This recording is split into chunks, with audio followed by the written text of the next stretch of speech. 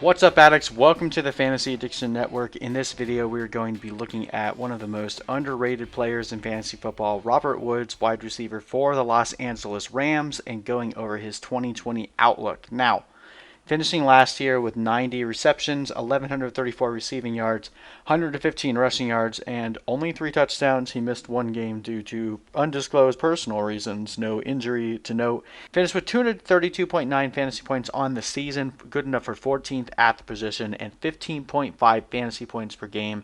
Put him in the top 12. He's finished as a top 20 receiver for 3 years in a row, and he continues to see his ADP stay around the 4th, 5th round, and I'm absolutely loving it. I'm grabbing Robert Woods everywhere that I can.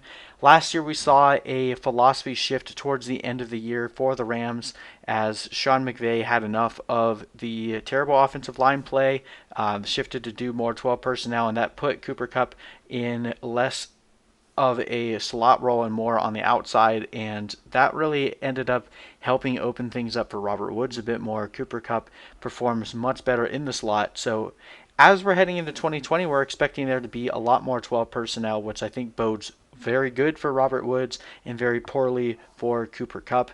These guys are going pretty much back to back in drafts right now, and for me, I would much rather have Robert Woods than Cooper Kupp this year.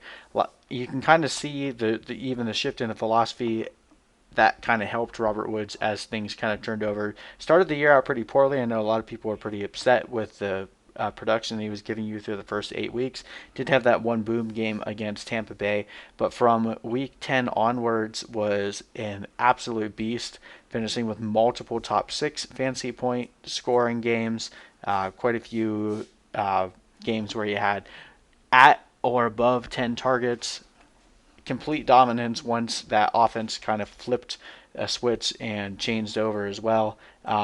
Disappointing game against Dallas in the fantasy playoffs, so hopefully that didn't end up tarnishing your view of Robert Woods. But again, finishing with a very, very strong end to the season, and those are guys I typically really like to look hard at and focus intently on in the following seasons. When you finish the year on a tear, it typically carries over into the next season. We've seen that over and over and over again.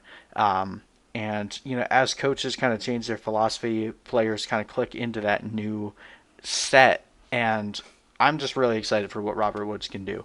Finished last year with 140 targets. That's number 8 at the position. Brandon Cooks is gone, so it's hard to imagine that this target count is going to drop significantly, and if anything, it might even go up. Finished with 560 yards after the Cats, an absolute beast in the act, finishing with the second most yards after the Cats. I believe Chris Godwin was number 1.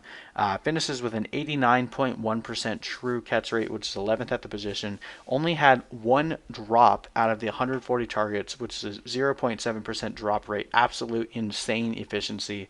Now, his average target distance was a little bit lower. He finished with 8, which was 90th at the position, and 12.6 yards per reception, which was 57th. Again, he gets a lot of that work done after the catch, very similar to a guy like DJ Moore in that regard. Now, going back to that shift that we've talked about in the offensive philosophy and when things really started to turn over for Robert Woods, when we look at his fantasy points per game from the beginning of the year and then the end of the year and split it into 2, from weeks 1 to 8, he only had 12.3 fantasy points per game. Still good enough to put him in the wide receiver 2 rank at number 22. But from weeks 10 to 17, this is also the time when Brandon Cooks was not as involved in the offense, finished with 19.2 fantasy points per game, which was number 4 at the position.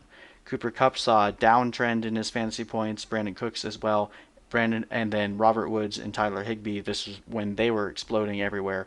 So we're expecting that offensive philosophy to carry over because it was working. At that rate, the Rams were finally getting back to their winning ways. Had they continued the trajectory that they did over the last 5 games of the season, they would have finished 11-5, and they would have had a much higher scoring offense overall. And it just doesn't make sense from a rational coaching point of view for a guy like Sean McVay to become set in his ways when something isn't working.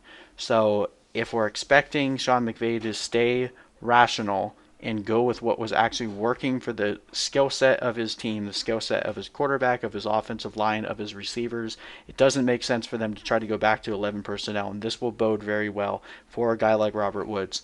a guy that is able to make a lot of work after the catch and gets open on a lot of shorter and intermediate routes.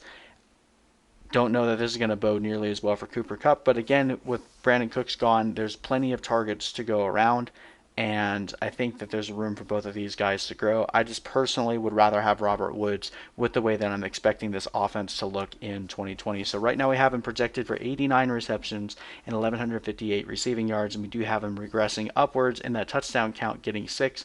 That put him at 239.4 fantasy points, but the upside is definitely there. He could see his targets go up. He could very easily breach that 100 reception count, and given how good he is after the catch, I would not be surprised if he was able to post 1,300 yards. And again, the touchdowns will just come based on how game script goes. Touchdowns are one of the hardest things to project year over year. Robert Woods has never really been a prolific touchdown scorer. Last year was uniquely low in the touchdown department for Robert Woods, so I do expect that to go back up. I'm not going to be projecting double-digit touchdowns by any measure, but even going from 3 to 6 is going to help him a lot. He could easily hit 8. So very excited for what Robert Woods can do in 2020. He is my favorite target in the 4th round right now. Grab 2 running backs early and then lock up a top-tier wide receiver like a DJ Moore or Allen Robinson, and then follow it up with a Robert Woods, and you have a very solid squad of 4 guys in your first 4 rounds. So absolutely love Robert Woods this year, and hope you guys do too. Hit me up in the comment section with any questions. Hit that subscribe button for more videos like this one, and we will see you guys in the next video.